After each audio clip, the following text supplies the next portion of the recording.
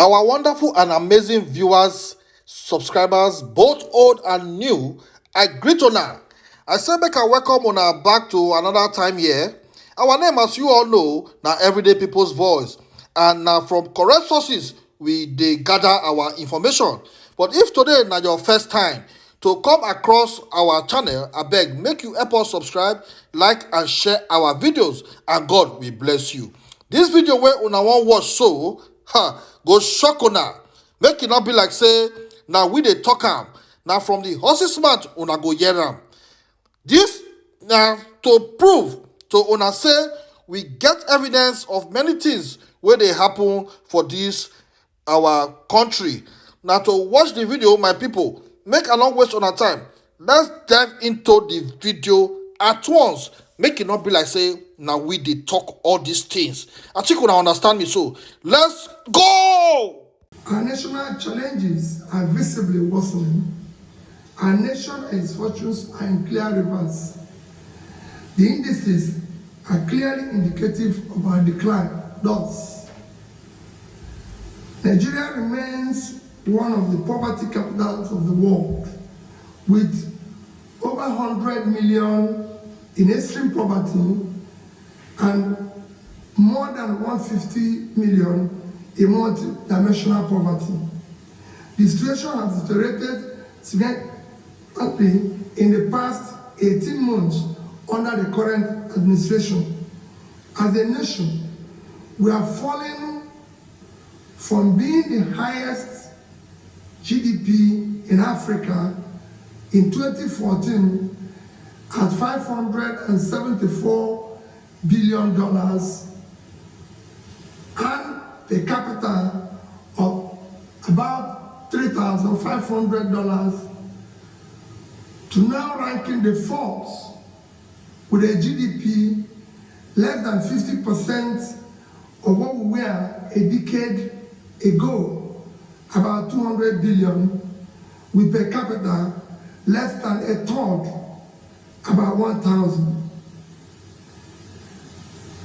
Our nation remains one of the most insecure and least peaceful in the world today, with countless communities and families displaced from their homes and now living in IDP camps.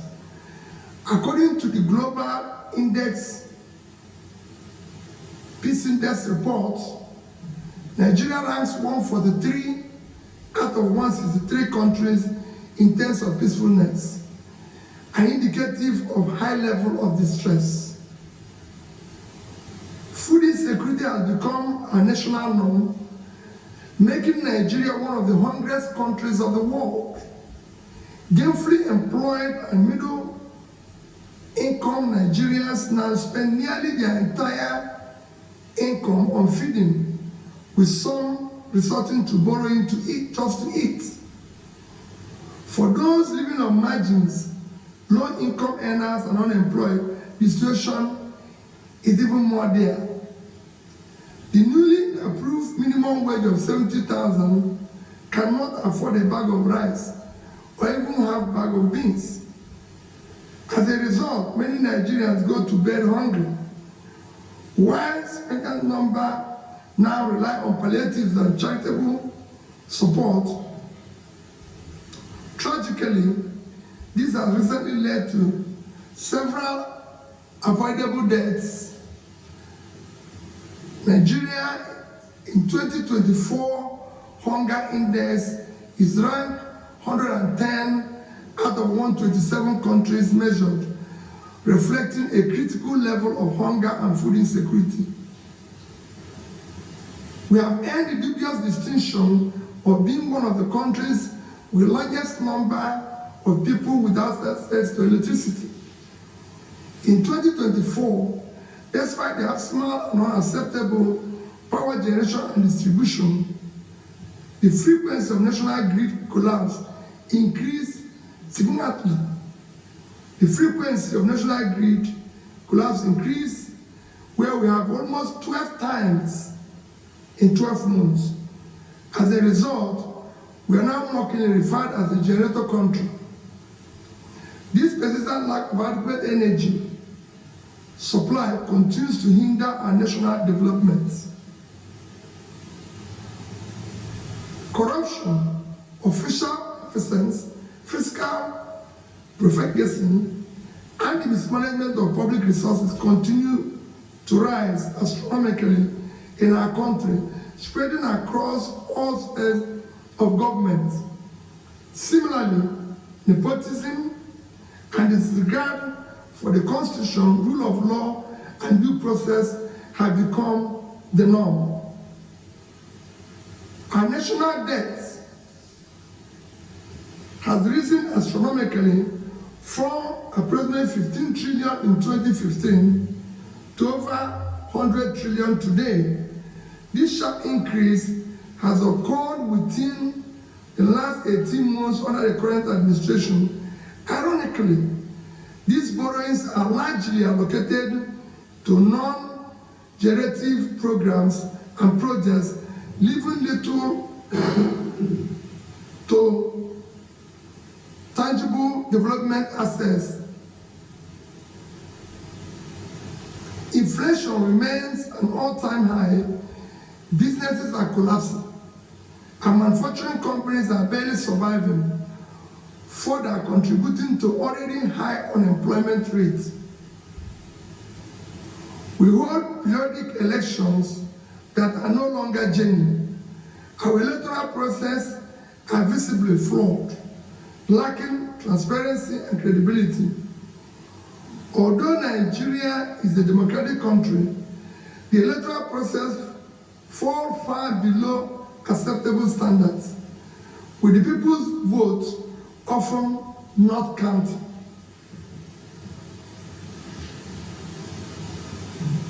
Suggestions on the way forward. From all indication, Nigeria urgently needs selfless and exemplary leadership across the three arms and tiers of government. However, this much-needed exemplary leadership must begin from the top. Since the ultimate responsibility lies with the president, I will direct my attention to him. Mr. President, Present-day Nigeria aligns closely with Dr. Martin Luther King's powerful words. We are now confronted with fierce urgency of now. This is no time for apathy or complacency. This is time for vigorous and positive actions. Because we all love Nigeria and desire its prosperity, I would like to suggest some actions I would have personally approached differently. It is time to confront our national problems boldly, decisively, with a sense of urgency, and I suggest as follows. Commence a visible and verifiable reduction in cost of governance to be able to allocate much needed resources to critical areas of development such as security, health, education, and poverty alleviation. Aggressively and visible attention should be given to combating corruption effectively.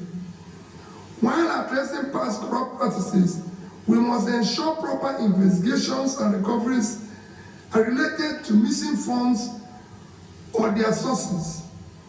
The focus should be on eliminating current and future official malfeasance through increased transparency and accountability in public procurement and contract awards, as well as thorough monitoring of execution of projects to ensure that limited resources are efficiently utilized and applied productively.